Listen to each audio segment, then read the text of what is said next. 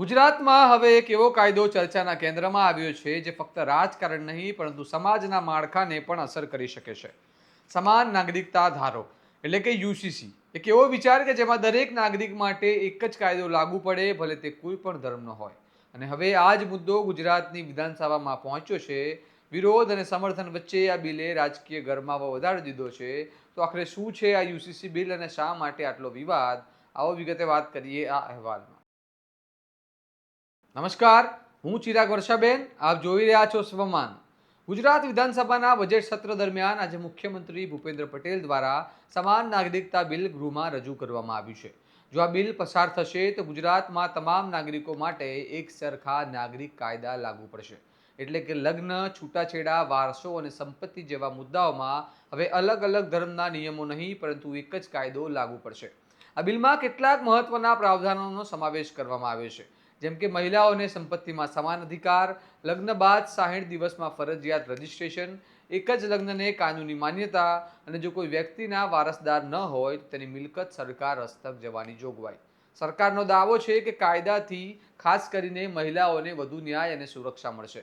ઉલ્લેખનીય છે કે આ પહેલા ઉત્તરાખંડમાં પણ આ પ્રકારનો કાયદો લાગુ કરવામાં આવ્યો છે અને હવે ગુજરાત એ દિશા તરફ આગળ વધી રહ્યું છે.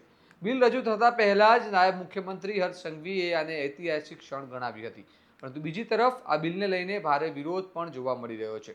વિધાનસભામાં બિલ રજૂ થતાં જ હોબાળો મચ્યો અને વિપક્ષે આ મુદ્દે વિસ્તૃત ચર્ચાની માંગ કરી છે.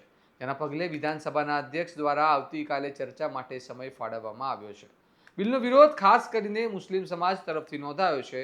અમદાવાદમાં કેટલાક સમાજના આગેવાનોએ જણાવ્યું કે કાયદો તેમના ધાર્મિક નિયમોને અસર કરે છે અને તેમની લાગણીઓને ઠેસ પહોંચાડી શકે છે.